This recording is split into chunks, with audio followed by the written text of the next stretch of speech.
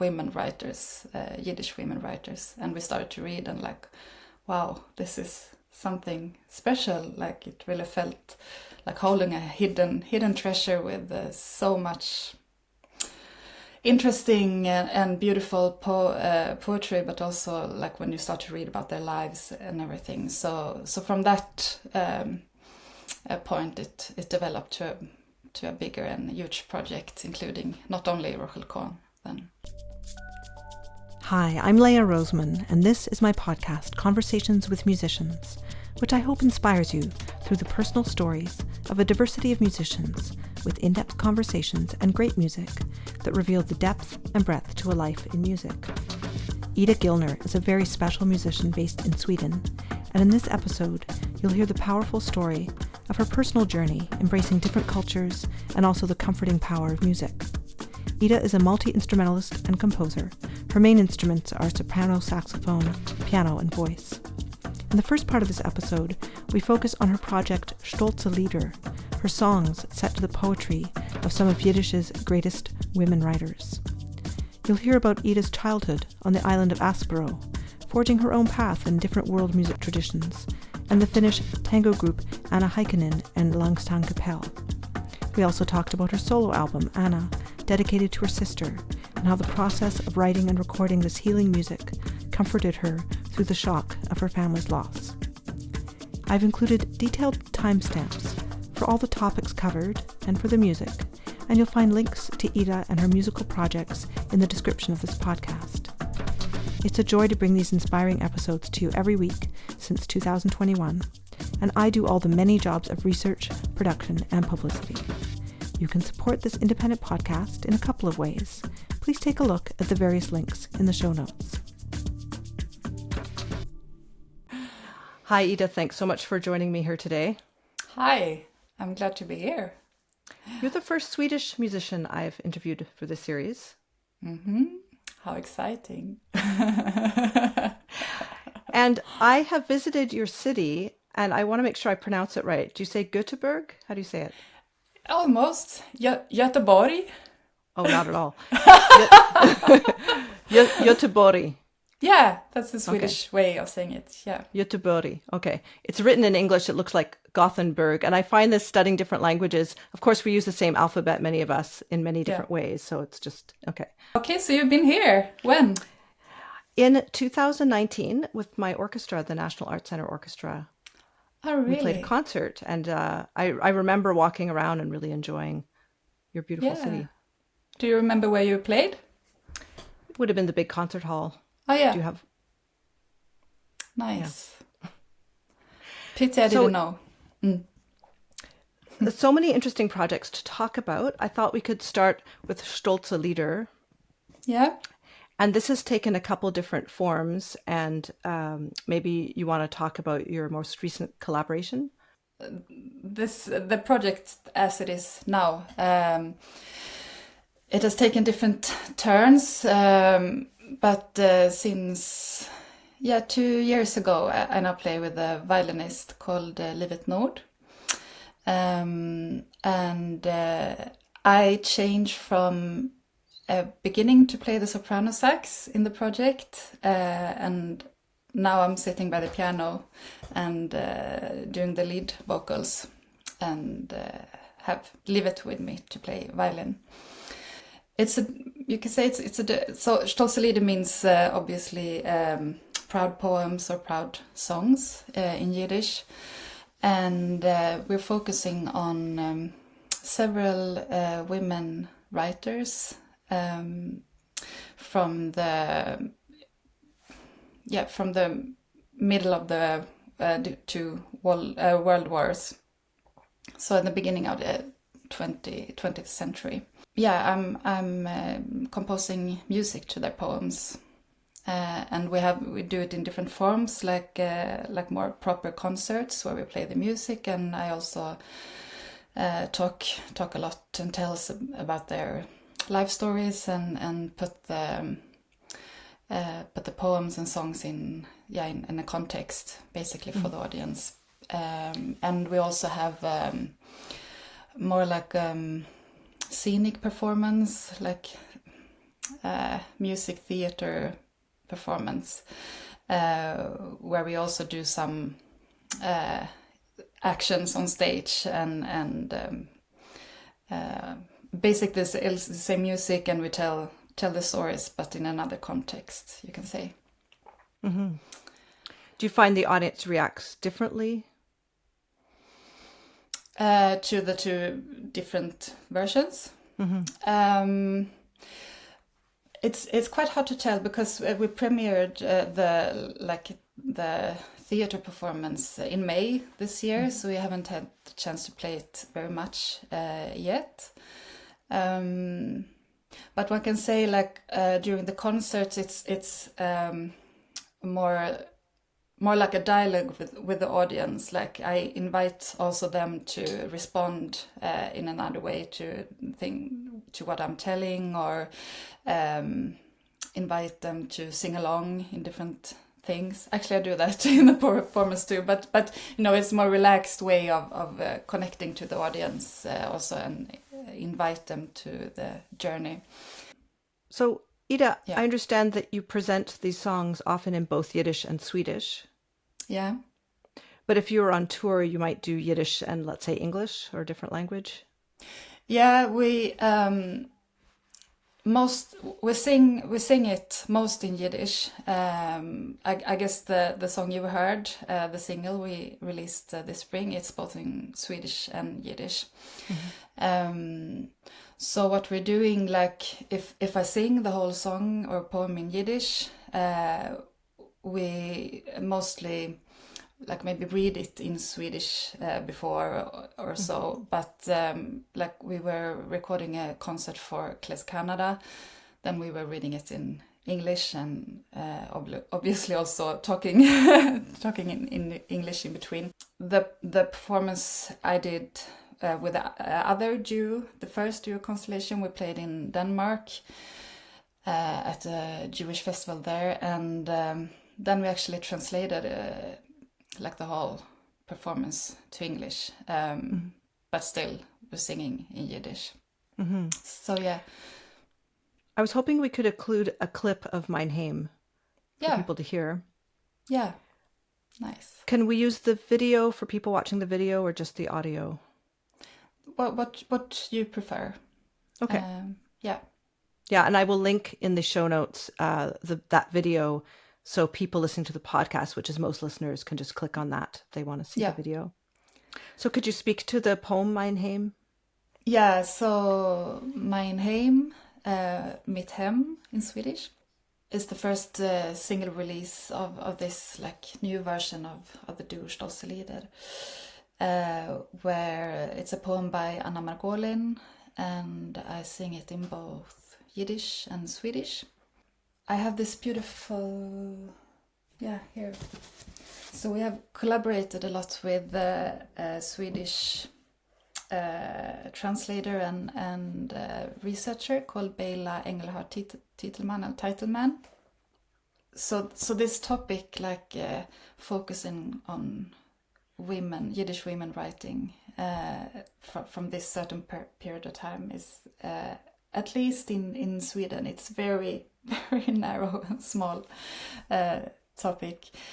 But at the same time we started with this, we got connected with Bela, who recently also started to focusing on women writers, Yiddish writers from the same period, which was amazing, because she has given us so much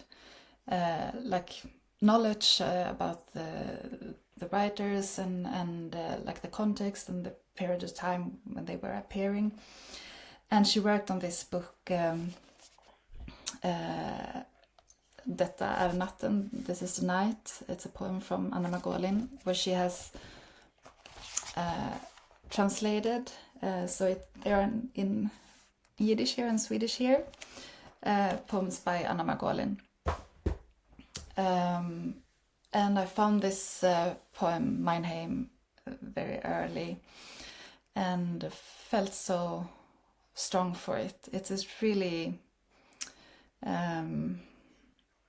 it has really sad and dark tone in it. Margolin is portraying or talking about this child, which is also very. It is a theme, a repeating theme in many of her poems. The child watching at the world, like the grey world, watching people just going as blasé in the time, and I first composed it, like made the melody to the Yiddish lyrics, and then I was curious because I really liked her Swedish translation, and I basically tried to just sing it in with the same melody in Swedish, and basically it worked. I had to adjust some things, and I thought it was really nice way to combine these. And then with Livet's violin to it, and like the single is 8 minutes, so it's not a really radio friendly single, which wasn't our aim, but it's like a story, like a musical story, with a long musical and instrumental ending that we're try to capture the feelings in the poem. Yeah. Beautiful. Well, we'll be including part of that, and it'll be linked directly. People can hear the whole thing. You're about to hear Ida Gillner and Livet Nord performing the first part of Mayn Heym with poetry by Anna Margolin.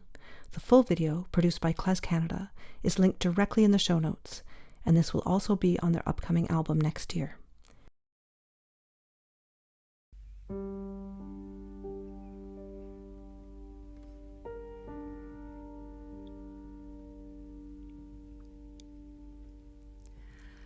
Heiser wiegen sich und schwimmen lichtig grau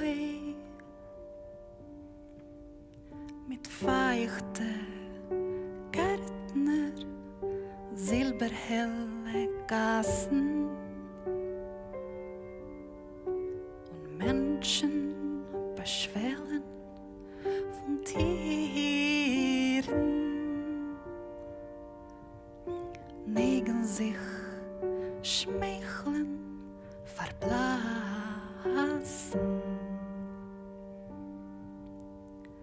Wären und nicht wären, durch Regenbögen von Tränen. Wären und nicht wären, durch Regenbögen von Tränen.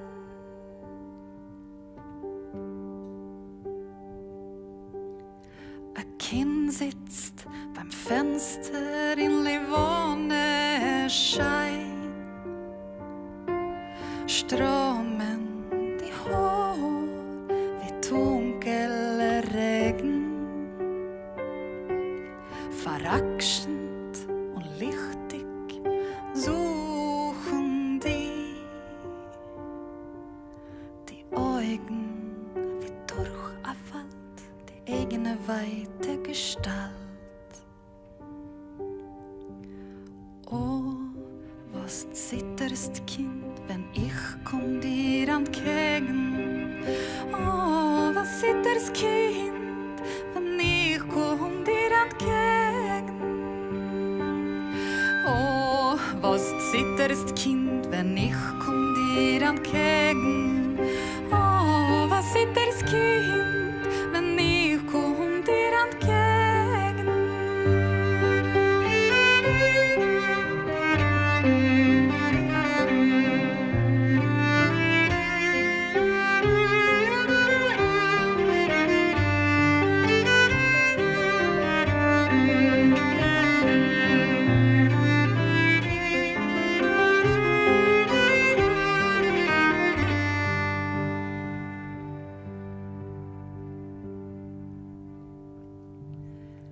Husen gungar och svävar ljust grå med fuktiga trädgårdar, silverljus ljusa gator och folk på dörrtrösklar bugar och ler och folket bleknar, bugar och ler. Are you planning an album later this year? Not later this year. We won't be able to finish it, but we have some booked studio time in January, so hopefully we'll get to release a whole album next year. Mm-hmm. And actually next year it's in Sweden, like Yiddish is celebrating 250 years in Sweden. So there's different things going on concerning regarding including Yiddish in different ways. So we will try to release the album also as a part of this celebration or anniversary. And can you speak about Anna Margolin a little bit, that poet? She was born in Brest, which is what's the word in English? White Russia? Mm-hmm. Yeah. Belarus, yeah. In 1887, I think. She died in 1952 in New York. She's one of the poems that I felt strongest for, including her. Like once you get to know her private life and life story. She was early a traveler. She moved a lot, both with her family, but also afterwards, and learned a lot of languages. She had this really strong fire within herself from an early age. Like she was convinced that she had something. She really had something to give the world, and she was convinced this was her goal with life, but also all the time balancing the expectations of being a woman and being a parent and a good wife. And I think those two in that time a big contradiction was really taking her hard on her psychological, her mental health and state of mind. So she was one. She went to New York and started to work on a newspaper and was surrounded by people like her. But then she got back to Europe and she became a wife, got a husband, and got a little child. They moved to Palestine, and she was really trying to be that wife. But then, when the child was just a couple of months, she decided to leave. She actually wanted to take the child with her, but the husband didn't let her, so she decided to leave them both and go back to New York to write, which must have been a really hard decision, of course. And also when you read her poems, you read about this child coming. It not necessarily always her child, but you read between the lines about this hard feelings.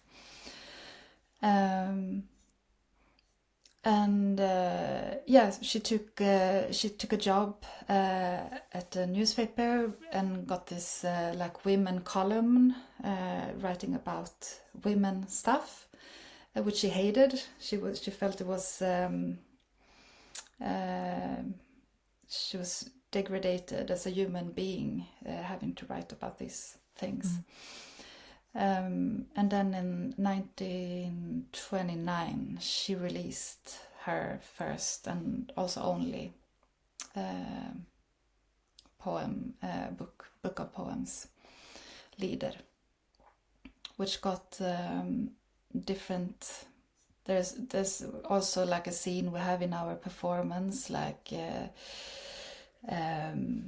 some intellectual men sitting on this cafe and having the book in their hand, and say, "Who is Anna Margolin? We haven't heard about her before." Es darf sein en man.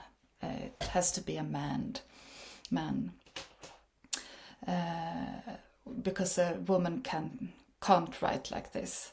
So they thought it was really good, but it was too good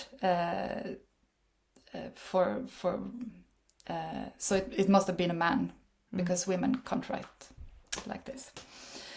But Anna Margolin herself, she had so high expectations of this release, and like finally I give the world this. So she was devastated when she didn't get was acclaimed as much as she thought she would be, or thought she deserved. So the last 8 years of her life, she didn't go outside, basically, and locked herself inside. Kept writing and kept writing letters with different intellectuals from all over the world, but said to her lover before she died that when I die, I want you to burn everything that's left from me, which he did. So it's such her life story, and I can really relate to like this feeling of having such a strong power and fire inside, and also as a woman to balance between the life of a mother or parent and but at that time, 100 years ago, I mean, even if there's a lot of things to still work on when it comes to all these stuffs, it was another time, and she must have been so strong to take these actions and decisions, but it must also have taken so much on her.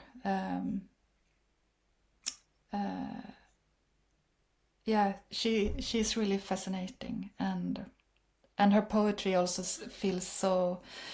If you didn't know, you couldn't tell it. They were written 100 years ago, because they are so, like, I think at least so. It's quite an easy language, really straight on, and it's a lot to relate to, I think. Mm-hmm. Yeah. A little bit about Margolin. Have you read her, or do you... I've read a few poems, like I have a couple of anthologies, and it's all kind of mixed up in my head, and I did not know the story about her life, so I had not researched her. But there's a few similar writers, and who are strong feminists, and some of the subject matter is maybe surprising to people when you're reading, very not what people would expect. Yeah sure, and there are many of them which are so interesting. Now Livet is playing not a regular violin in this, but an unusual violin quintin, a Baroque instrument. Yeah, she does, which gives a wider range of the music elements and the tones, and so she can go quite deep, and also the vivid light sounds of the violin. Yeah, and she's also using some electronical elements sometimes, like looping and an octave pedal or so. Mm-hmm. Yeah. Now you had started this project quite a long time ago with another singer, Louise. Is it Vase? How does she say her name? Yeah. And you guys do have an album out of these songs. Yes, so it was with the duo Ida and Louise, and we released this album in 2019 called Shtoltse Lider. And she lives in, she's from Denmark and lives in Denmark. And during the pandemic and things happening in lives, she kind of, left the freelance work. So I had a period where I did this solo, and then a few years ago Livet came along, and the album Shtoltse Lider turned into like a band name, Shtoltse Lider. So we're now so we also includes music from that album, and I've also composed some new material. You've set songs to Katia Molodowski's work. And also Celia Dropkin. Do you want to speak to any of these other women at all? Yeah, we can speak a little bit about Celia Dropkin, maybe. Because she's also very... I don't know as much about her as I do about Margolin. But one thing that's very interesting and fascinating with her, I think, is she was... at least of the poets we've worked with, she was... one of them who I think she had 5 children and lived with the same husband, and really like, normative family life, kind of. But she was one of the poets all writing, like pushing the boundaries and the most when it comes to like sexual topics or like hidden desires and exploring these sides, and this is really interesting, I think. Knowing she was living this a conventional more life makes you think, like, wonder if the things she's describing in her poems, was it a parallel life she was living outside the family life, or is it her fantasies, or at least I don't know. Maybe one does. And one song poem I really like, Ich hab dich noch nicht gesehen, when she describes how she wants to, she said, I haven't yet seen you asleep. I would like to see how you sleep when your eyes is closed, when you lose the power of me and the power of yourself. I would like to see you, with your eyes shut and with no breath. I would like to see you dead. And it's so powerful, and you can read different things between those lines.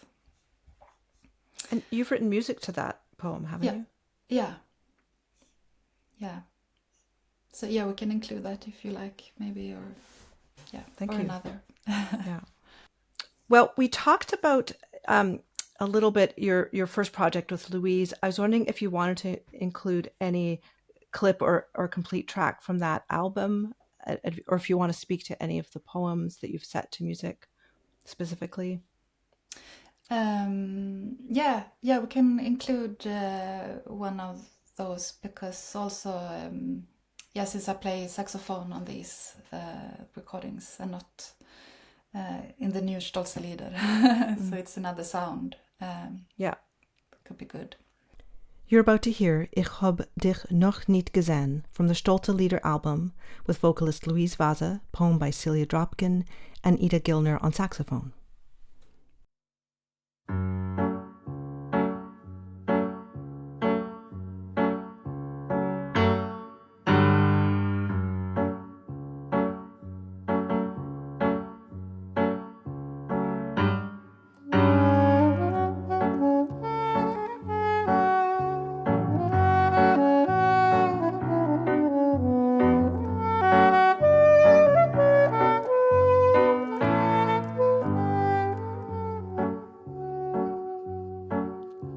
Ich hab dich noch nicht gesehen.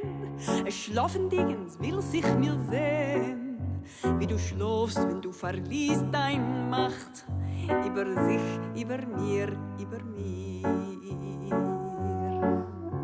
Es will sich mir sehen, dich hilflosen, schwachen, stummen, es will sich mir sehen, dich mit Augen vermachte an Atem, es will sich mir sehen, dich ertäuten. Oi, oi, oi, oi, oi, oi,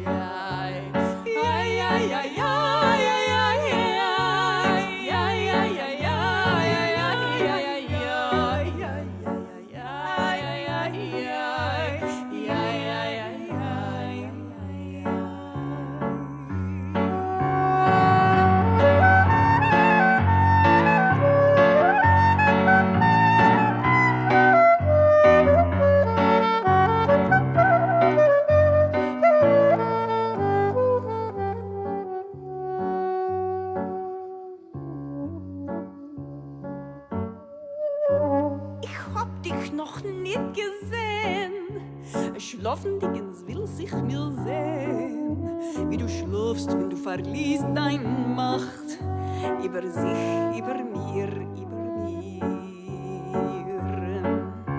Es will sich mir sehen, dich hilflosen, schwachen, stuben, es will sich mir sehen, dich mit Augen vermachte an Atem. Es will sich mir sehen, dich ertäuten.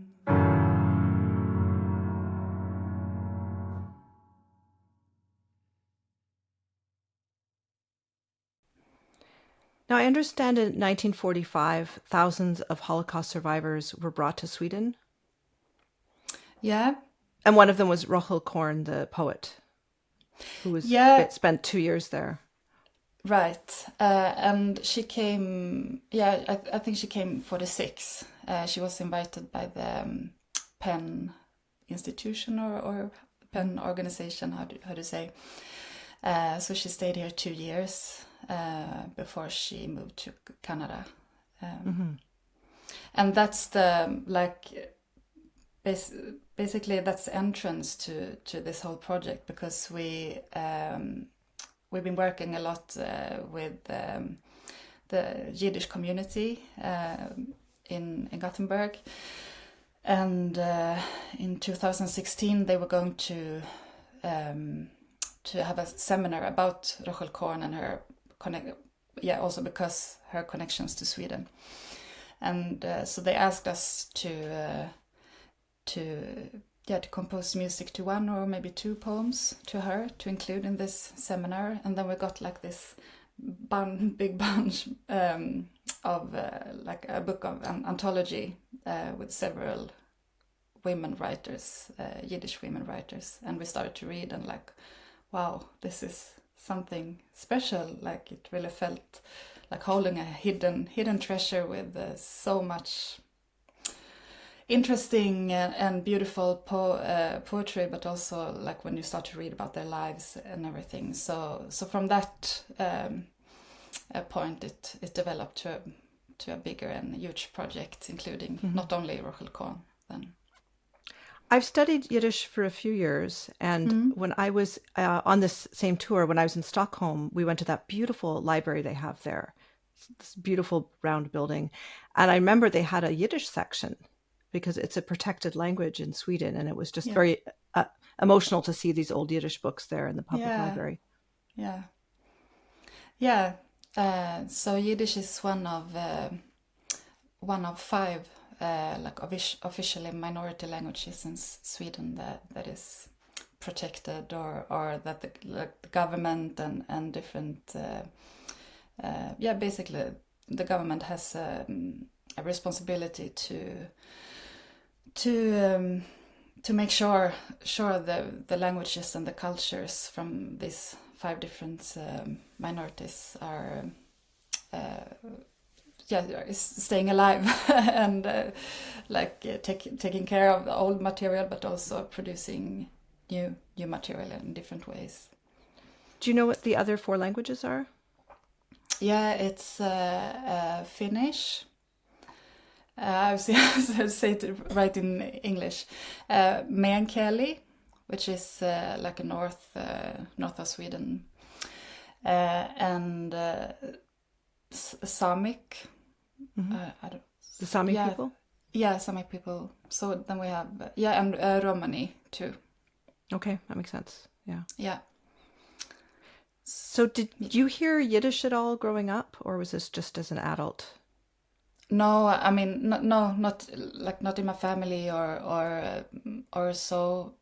But I first came across, heard Yiddish when I think I was maybe 10 or 11 or something, through some music I heard. And before that, when I started to play saxophone, my very first teacher taught me a traditional klezmer tune. I can't remember now which one it was. Okay. But I think I was 9 years at that time when I heard it, and it, with some certain styles of music, it just gets to your heart, strikes you, and it was. With this song, it was like this, and my parents caught up this new interest of mine and brought me to concerts and bought CDs, and so then I heard Yiddish, and I was really confused the first time I heard Yiddish, because I felt I understood so much. But I shouldn't, because I hadn't heard the language before. But then I got the explanation after, consisting of so much German in it. And my grandma, she was from Germany, and talked, basically talked German to us, and we just spoke Swedish to her. Okay. So I felt a really strong connection to the language, and together with the music, the Yiddish folk songs, it was a really strong experience for me that got stuck with me. I'm just curious, so you don't have a Jewish background yourself? No, not at all. Mm-hmm. It came to me, and became quite early a really big fascination and also a passion, and also thanks to my parents that took care of this. They saw it made something with me. So also 2009 we went to the Jewish Culture Festival in Krakow for the first time. I've been there some years after that too, but which was also a really life-changing experience for me, because I brought my saxophone and surrounded by the atmosphere and the city and all this music, and I was young and really knocked backstage and joined jam sessions and got to know so many wonderful people that also you should go to Class Canada, you should do this and this, and which led to different paths in my musical and personal life. Yeah. Mm-hmm. Now, this area that you're from, the Södra Archipelago. Yeah. I looked it up. It looks so beautiful and unusual, and it was closed to tourists till the 1990s. I think tourists were not allowed to visit, maybe for security reasons or something. Wow, you've really done your research. Yeah, it's how do you say archipelago? Yes. Yeah, with several islands, and I'm from one of the smallest, called Asperö, which is it's 400 people all around the year living there. On another island in the archipelago, there was a military zone or something before, so it was I didn't know this when I grew up, but I really remember I think I was around 10 or something, you could see signs like on the ferries and in the city, like telling welcome in all different languages, telling like now everyone is welcome out there. But it was something I didn't, as a child, you didn't realize or didn't know why it was like that. I'm curious, what effect do you think it had on you to grow up in a relatively remote and small place as a creative person, you know? Since I was a creative person and started to play different instruments very early and joined orchestras and different musical activities, and obviously there wasn't space for that on this little island, so very early I had to go into the mainland, which also made me, like on Asperö, there's a school from the first 3 years you can go in school there, and then you go to the bigger island until the 9th grade or something. But after these 3 years, I started school in the mainland because I had so many activities in the mainland, and also my grandma, my Oma, was living in the mainland. So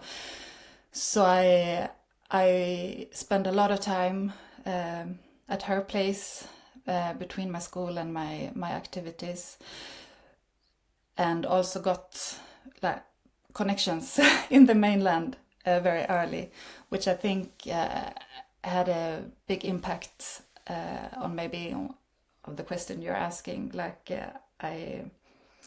But because you can see, it's also interesting, these different islands have really different characters.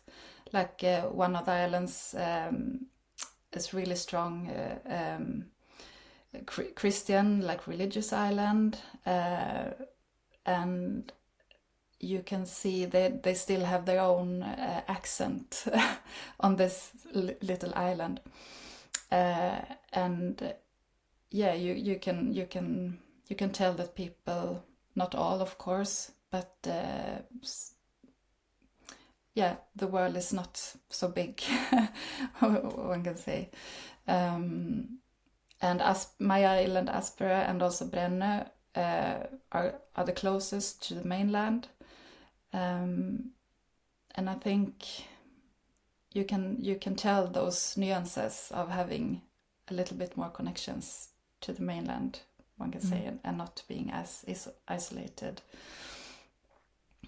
Okay, interesting. Yeah. And you have come from a musical family. Yeah. My mom was freelancing musician. My dad didn't play or is not playing anything, but he was really, you need the audience too, and the people who encourage you to and like to listen to it. So he was one of those. Yes, I guess very early I saw that it was possible to work as a musician, and my mom also very early invited me to join her on stage during her concerts, and so I was kind of naturally growing into that, and didn't really had other thoughts of what to do, or when I was getting old. Mm-hmm. So it was a path from early ages. So did you grow up playing traditional Swedish folk music as well as like classical and klezmer and other by ear more? Yeah, so my first instrument was piano. I started to play when I was 6, and that was like more of a classical repertoire and playing from sheets. And then when I was 9, I started with saxophone, which was more oral-based music. Very big range of. We played blues and some klezmer tunes, and also some Swedish or Nordic folk music. And then, like when I was 15, I very early I started to like I didn't call it compose then, but I come up with my own music and, improvising tunes. And I said to my piano teacher, I want to learn more improvising and more chords and so. And then she said, like, because I reached quite an advanced level of the classical music, and she said, "Oh, I can't teach you this. You have to find another teacher." And then it ran out in the sand, so I didn't find another teacher. So piano became more like my private instrument where I composed, and I didn't use it like in public. So I focused more on the saxophone and also played guitar. Like in the beginning, I played alto saxophone and also a lot of baritone. From a very early age, me and my family went to a festival in Sweden called Falun Folk Music Festival, which was one of the biggest folk music festivals in Sweden, with like artists from all over the world, but also a lot of Swedish folk music. And that was the first time I saw the soprano sax in that context, and I fell in love. And from the day I got my soprano sax, I basically haven't played another of the saxophones because it fitted all so good in folk music, and also like combining together with the fiddles and clarinets, range wise and also sound. And but when I was in the gymnasium, like in Sweden, when you're from like 15 to 16, I went to a music school, and it was classical or jazz music, but I didn't feel home in any of them. So I asked my school if I could bring a teacher from outside, like a professional musician that I really looked up to, playing soprano sax in folk music styles. And they allowed me to do that. And so we focused a lot of Swedish and Norwegian folk music. And parallel, I had this interest in Yiddish music or Klezmer, but didn't feel. Also, when I later on started at like music university on a program called the World Music Program, it was really hard to find teachers and also fellow students and friends to play this music with. Because it's not so big in Sweden. So that's when I started to apply for different applications to go abroad and to study with other musicians and to visit festivals, to join workshops and so. So to answer your question, like from a piano background, it was more classical, and later on improvised, and the saxophone. From a very early age, it was different folk music styles. Yeah, I want to ask you about some of these early experiences abroad, but before that, I'd love people to hear some of your beautiful saxophone playing. So I wanted to switch to your project with Anna Heikkinen and the Finnish tango tradition. Yeah. There's one of, maybe you could ask her on that album, there's Apple Tango, there's a beautiful saxophone solo. Maybe we could include a clip of that. And of course, everything will be linked back to that project. Yeah, sure. So do you want to speak to that band and that project? Yeah, so it's a quartet called Anna Heikkinen and Längtans Kapell, which in English is like the longing Kapell. Yeah. So we began to play 2017, and on the singer Anna's initiative, during the Second World War and right after, there was a lot of Finnish children that was sent to Sweden alone. I think it was about 70,000 Finnish children coming alone to Sweden. And Anna's father was one of them.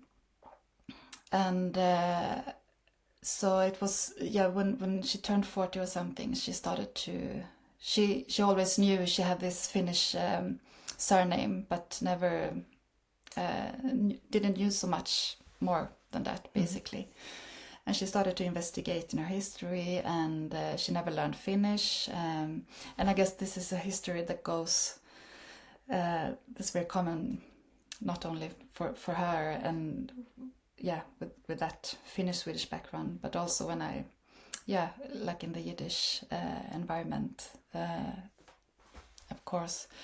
And so her way to get closer to the culture and to the language was to start to sing in Finnish. And she asked, me and the cello player Lerner and Larissa, the accordionist, to join her to investigate this. And we had basically, none of us had basically played Finnish tango before. The accordionist had did a little bit. So it was all, new to us. And so the music, together with Anna's story and her searching for her roots, has developed into a really like heart-feeling project. And we are trying to approach the Finnish tango in like keeping our personal instrumental musical voices and doing our thing from it.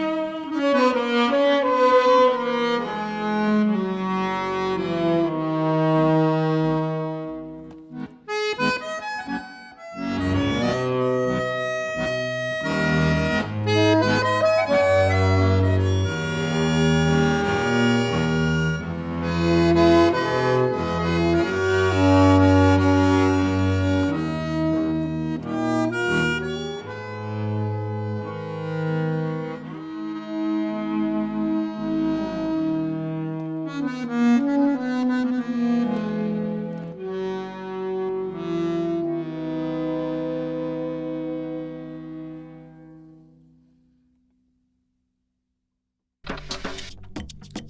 just a quick break from the episode.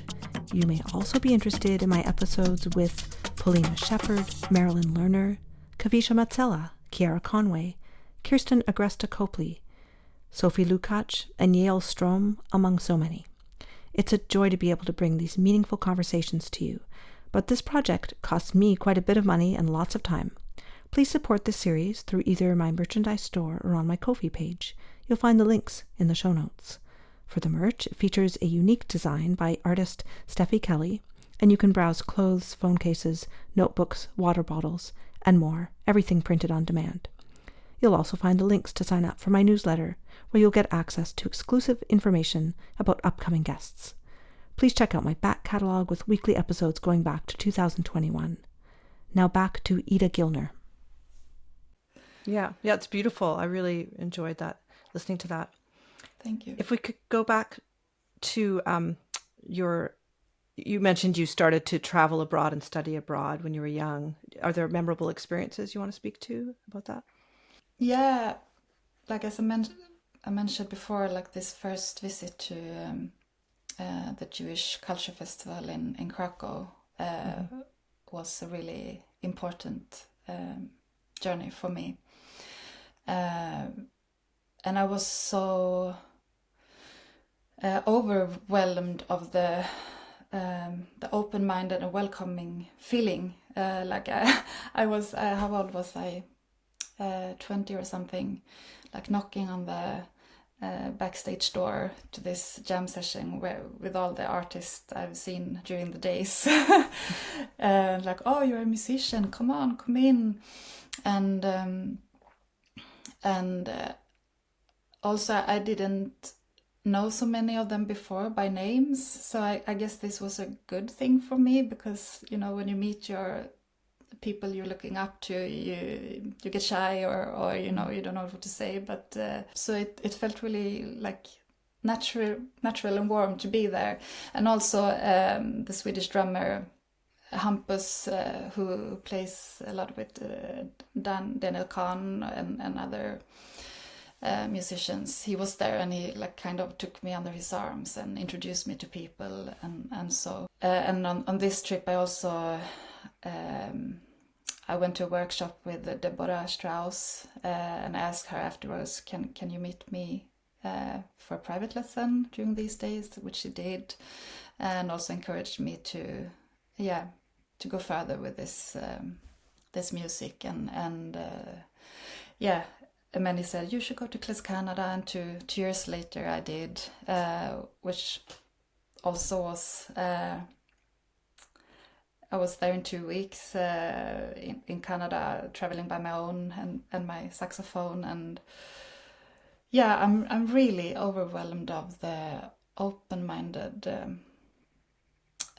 environment, and by all the people I met during these visits.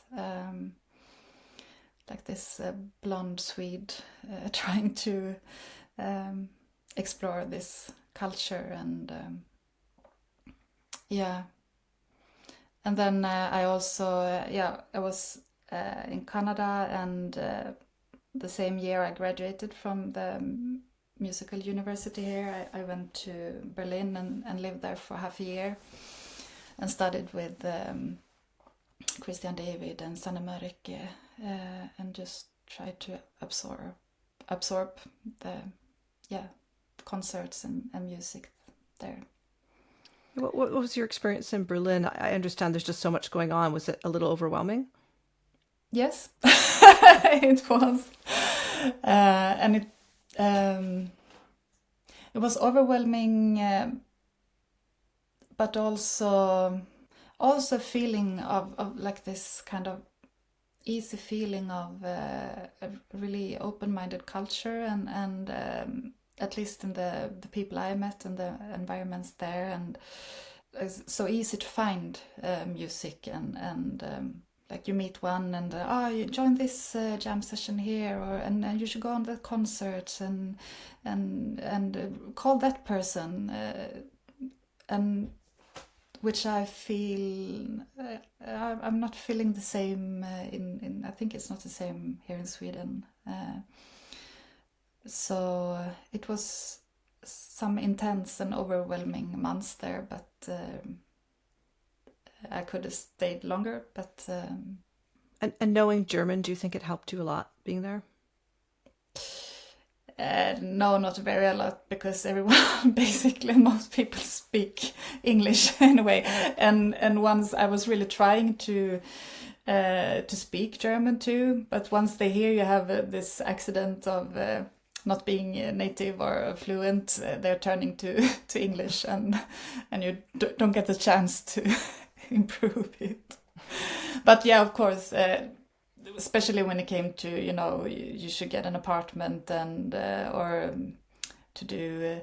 Actually, my husband, he went to hospital with certain things, and oh no, they were, but it was fine. But there I really was helped with my German, because they didn't speak so much English. Yeah, I'm curious, when you've studied Yiddish, do you know how to read and write Yiddish? I started to sing Yiddish just by listening, like oral, and sometimes I didn't understand really what I was singing. But when we started this Shtoltse Lider project, doing music of poems, my duo, we felt it was really important to make it properly. Like we wanted it to be a really like a good project, not some fast things. But then I started to study Yiddish first with having like my Yiddish mentor, Staffan Bös, who is connected to the Yiddish community here. He was really close to us in the project, and we like the fast way he was, learning us the basic in grammars and how you pronounce different things, and with my German background, it was a bit confusing in the beginning, because it's helpful in one way but also not helpful, because and we all called him like, we want to do this musical phrase of these words. Is it can we do that? Can we stress this certain lyrics or not? And then when we worked that for like 2 years, I felt now I want to learn it proper, for real. So then I started to study at the Jewish congregation. So I learned, the Hebrew alphabet, and I don't. I can speak a little bit, but I understand more, much more than I speak, and I can read the original Hebrew alphabet if I have time. I've got time on me, and if it with the transliteration, it's easier, of course. Yeah. No, actually, this summer I started to downloaded Duolingo, so I'm on my strikes. I'm doing my everyday practice. Yeah, they have a different dialect on that. Yeah, it's really even more confusing. But at least I get it, because I back in 2018 when I studied. I learned, and I was so happy when I read a review in Forvert in a reading language. Like it's like a whole new world opening up. But then I didn't continuing reading and learning, and I felt, wow, it's running away. But it's with this Duolingo now, it's really it's really nice to just keep it, active and alert. Yeah. Yes, and well, not everyone may realize that Yiddish is written with Hebrew script. And when I first started to learn Yiddish, like I had heard it as a child in my family, but like a lot of people, the kids weren't taught Yiddish. But anyway, I did hear people speaking it a little bit, and so it's familiar. And in fact, my sister said, no, you have to learn to read and write it. You can't learn a language without that. And she was right. And then it's funny now, because if I look at German, like in music, for example, and it's so similar, it's a Germanic language, although, there's so many other elements to it. Yeah. But I'll see a familiar word written in English script, and it's just so funny to me because I'm used to the Yiddish. And now I'm studying Dutch, which is also it's super related, of course, but written so differently and pronounced differently. It's super interesting. Yeah. Well, let's talk about your solo piano album, Anna. Yeah. Mm-hmm. I was hoping to include a little bit. You have a beautiful one, Sommersang. So, as I said before, piano was my first instrument, but I never really used it in public. I used to mention the piano as my soul instrument. Like it's where I compose and I like meditate, and it's really disconnected to achievement or the performance, one can say. Then in 2020, my dearest sister, she passed away very sudden and unexpected. And it was on a very special day. I just got my second child. He was 4 or 5 weeks, and I was supposed to have my first concert after he came. So my whole family and my older son and my husband and the new baby went with me to the city and the hotel. They were supposed to stay there when I was playing with this Finnish tango band, saxophone. So it was a really big day, and everything went well, the concert and also with the family at the hotel. And I got back, and right after I got back in the evening, I got this phone call from my father telling my sister had died a few hours before. And everything got black and was falling apart, the feeling of really everything falling apart. Because she was one of my closest person in life.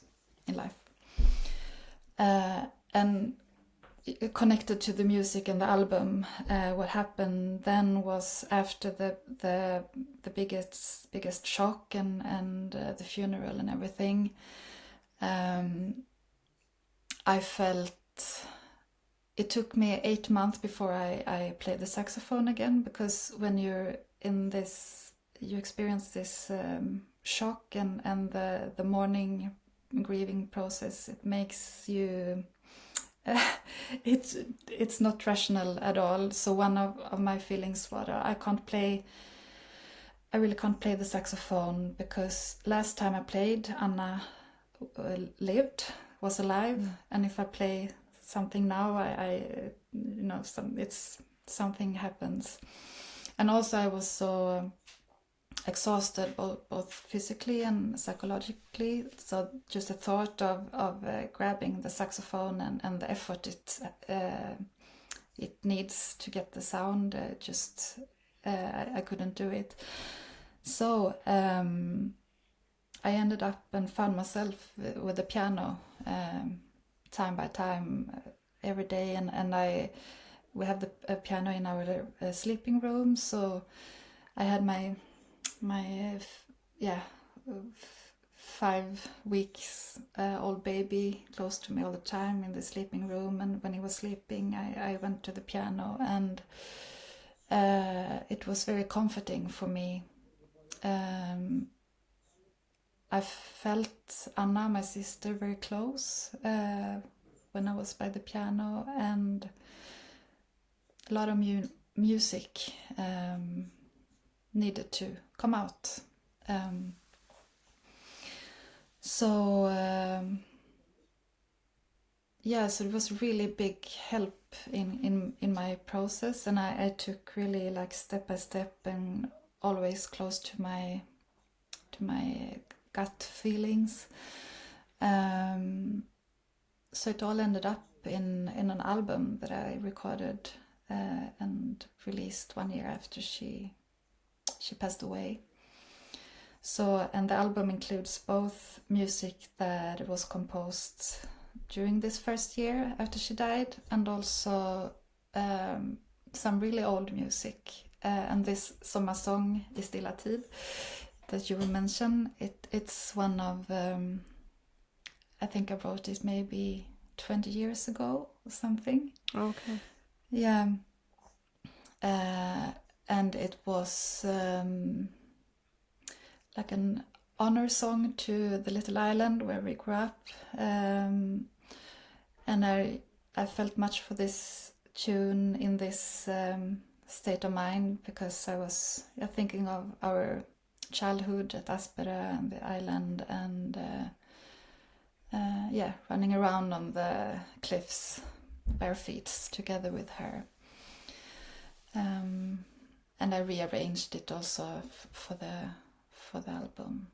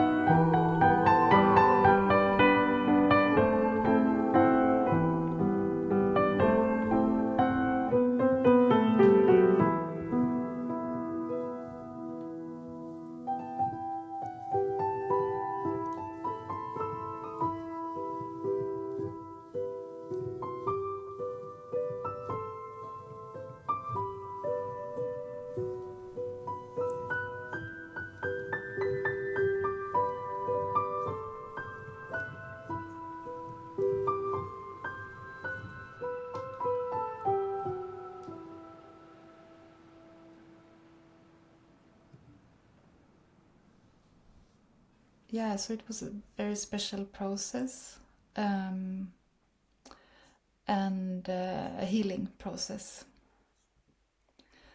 that also opened up, I think, a music side within me that I, for a very strange reason, I, like, one part of me feels half while my sister is not here anymore. I think about her every day. I miss her so much.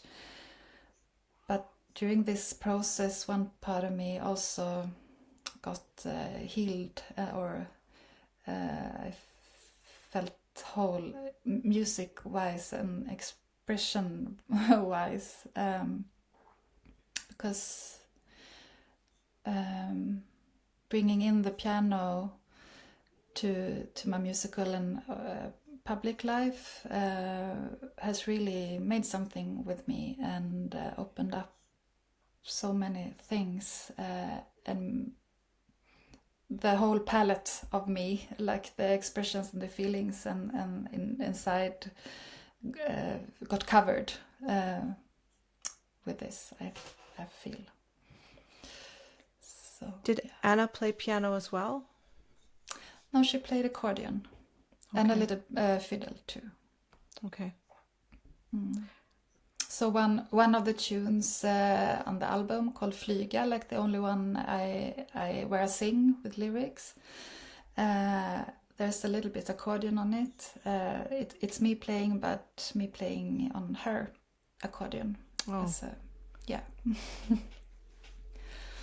We can include that as well. Yeah. For people to hear. Did she die? Was it an accident or? Thrombosis.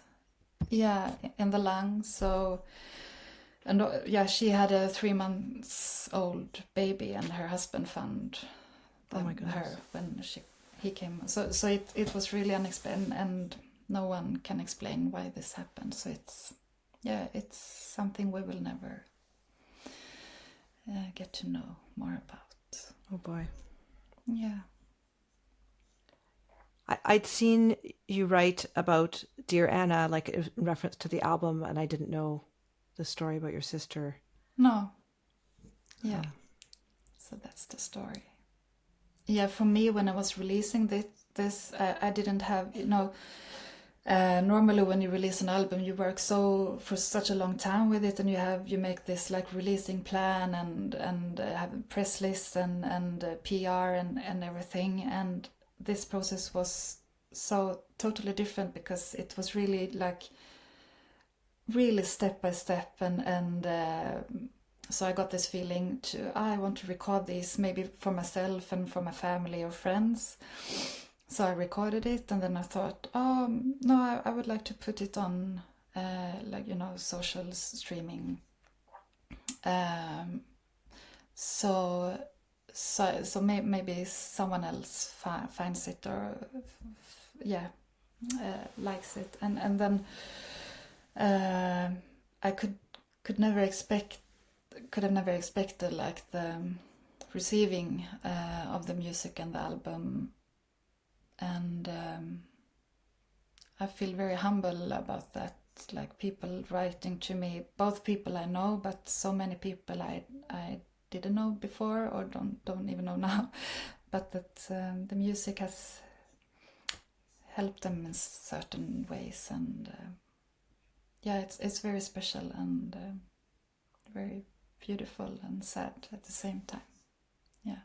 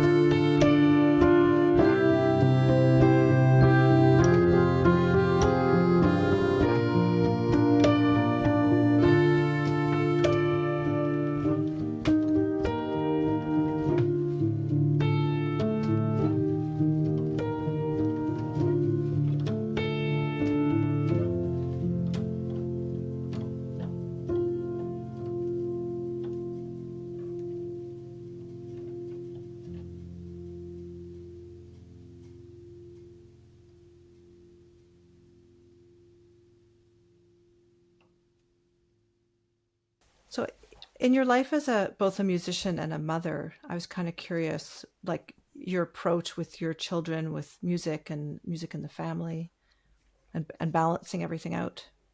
We're finding that way all the time out. Like today I was home with my 10 years old. He was sick, trying to do some computer work at the same time. I think as I said before, my mother was a musician, so I had that with me, that it's possible. And I've been encouraged from home. And then actually before I got my first child, he's 10 now, I was working half-time in like a music school, kind of, teaching children, and half-time freelancing. For me, it was really hard to combine this, because I don't know, have you heard about something called El Sistema? Mm-hmm. You know? Yeah, so yeah. I worked with El Sistema. Like you went to Venezuela or in Sweden? In Sweden. Okay. So I started up an El Sistema school in a part of Gothenburg here from start, and I thought it was the best way of combining like my musical thing, but also my social interests and working with children, but for many different reasons it was really hard to combine, and El Sistema work is really good, but it was also had really no boundaries. It was, so it took a lot of energy, and then I got my first child, and quite soon after that I quit at this job and started to freelance full-time. So I made a really so I started to freelance full-time when I basically, like 1 year after I got my first child. It's a ride, and it's always like me and my husband, he's really encouraging me, and of course when I'm on tour, he needs to be there, and if I hadn't a husband who didn't want to be with his children, and so it would have been really difficult. But I also feel like many positive things that happened since I got the children, like the cliches of being more effective while working, but also in a good way, like having boundaries, like, oh no, I can't rehearse during evenings anymore. We have to do it daytime because I need to pick up my kid at the kindergarten, and I can't sit by the computer all evening, which has been a really good thing, because before it was all over the place and whenever. Yeah. Trying to balance the time of being away and taking also, like I've been doing more like composing work more and more the later years, because I love it, but also because it's a good combination with the touring life, so I can be home doing composition works and so. Do you have any upcoming projects in the next few months that you want to speak about? Yes. I'm going in studio to record a new piano album with new music, and at the moment I work a lot with a project together with an author who has last year she released a book called I'm a Human Being, where she have done in-depth interviews with women in prison here in Sweden. So she asked me to compose music to this book. So we're doing like a performance where she's reading from the book about these women voices from inside the prison, and I've composed music that I play underneath her reading and also in between. And this is a project I really feel strongly for, because it's also, I guess it's a tendency all over the world, like politicians talking about tougher punishments and different things, and they are like instead of having one person in a cell in the prison, like having double up and everything, just and if you get close to these voices from inside, you really feel it's a bad idea to cut down on these soft values. So after our performances, we sometimes have like talk leader, and we invite the audience to ask questions, and there's a really interesting discussions coming up from that. Like a moderator. Yeah, moderator. Yeah, talk leader. Yeah, moderator. Yeah.